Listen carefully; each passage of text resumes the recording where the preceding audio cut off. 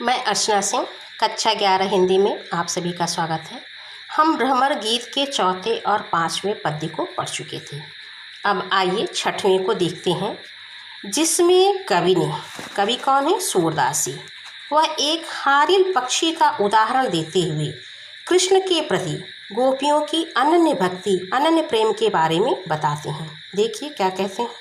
हमारे हरि हारिल की लकड़ी, मन क्रम बचन नंद नंदन और यह दृढ़ कर पकड़ी। क्या कहती हैं गोपियाँ कि यह जो हरि हैं हमारे लिए हारिल पक्षी की तरह हैं। हारिल पक्षी क्या है? वह हमेशा एक लकड़ी को अपने पंजों में पकड़े रहता है। तो वही गोपियाँ क्या कर रही हैं कि हरि जो है हमारे लिए हारिल पक्षी की तरह है।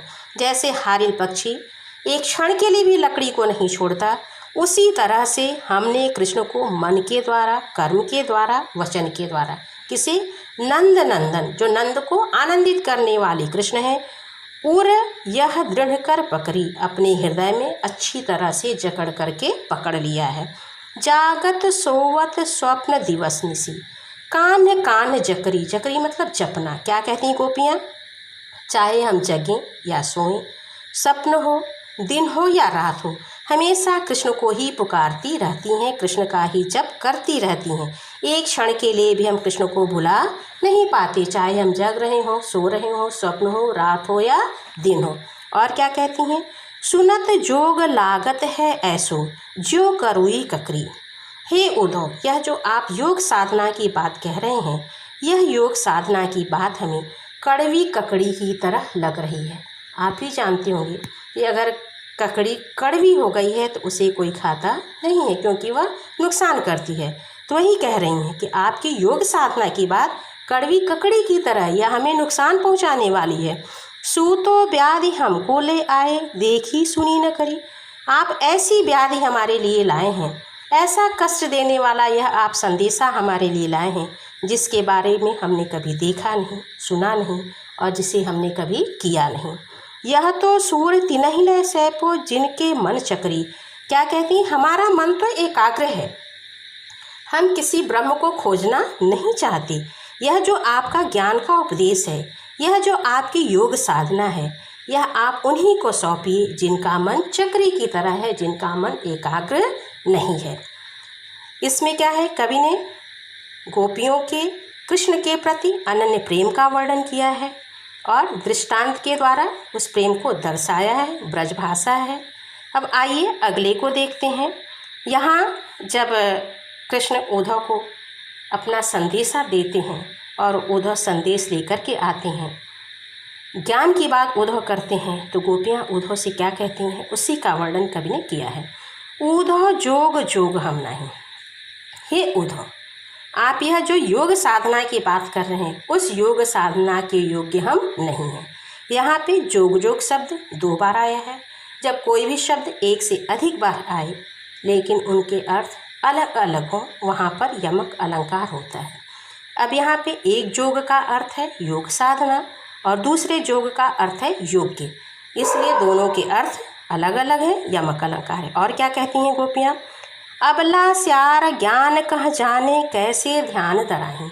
हे उद्धव, आप ज्ञान की बात कर रहे हैं, हम अबला स्त्रियां हैं, हम यह ज्ञान की बात नहीं जानते। आप हमसे ध्यान करने को कह रहे हैं, हमसे अपना मन एकाग्र करने के लिए कह रहे हैं। ते मूदन नयन कहा तो हरि मूरत जिनमाही, और ध्यान लगाने के लिए अपनी आँखों को बंद करना है, और आप उन्हीं आँखों को बंद करने को कह रहे हैं जिन आँखों में हरि की मूरत बसी हुई है। अब उसमें दूसरे का ध्यान हम कैसे धरें? ऐसी कथा कपट की मधुकर, हम ते सुनी न जाही। क्या कहती गोपियाँ कि हे मधुकर, मधुकर वही भौरे को इंगित करके उद्धव से कहती हैं कि यह जो आप हमें कपट की बात सुना रहे हैं, ऐसी बात हमने कभी नहीं सुनी है, अब हम इसे सुन नहीं सकते। श्रवण चीर सिर जटा बधाऊं, ये दुख कौन समाही।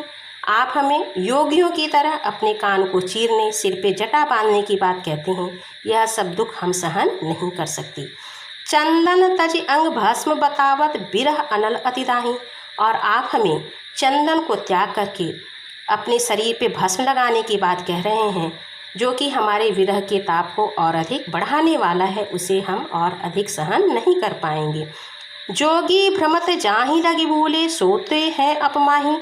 क्या कहते हैं कि जो योगी हैं, जो ब्रह्म को ढूंढते हैं भ्रमित होकर के, वह ब्रह्म तो हमारे अंदर है, वह कृष्ण तो हमारे पास है। सूर्य श्याम तय न्यारी न पल छिन, जो घटते परछाई। क्या कहती हैं गोपियाँ? सूरदासी कहते हैं, गोपियाँ कहती हैं कि सूर्य श्याम तय न्यारी न पल छिन, जो घटते परछाई। जो श्याम वर्ण वाले कृष्ण हैं वह एक पल के लिए भी हमसे अधिक दूर नहीं रह सकते, जैसे कि परछाई शरीर से दूर नहीं जाती है। जहाँ जहाँ हम जाते हैं हमारी परछाई हमारे साथ साथ चलती है, हमारी छाया हमारे साथ साथ चलती है। उसी तरह से कृष्ण की हम परछाई हैं, एक क्षण के लिए भी हम कृष्ण से अलग नहीं हो सकते। यहाँ विप्रलम्ब श्रृंगार है, ब्रजभाषा है, माधुरी गुण है और लक्षणा शब्द शक्ति है और अनुप्रास अलंकार है। इसके आगे हम कल पढ़ेंगे। धन्यवाद।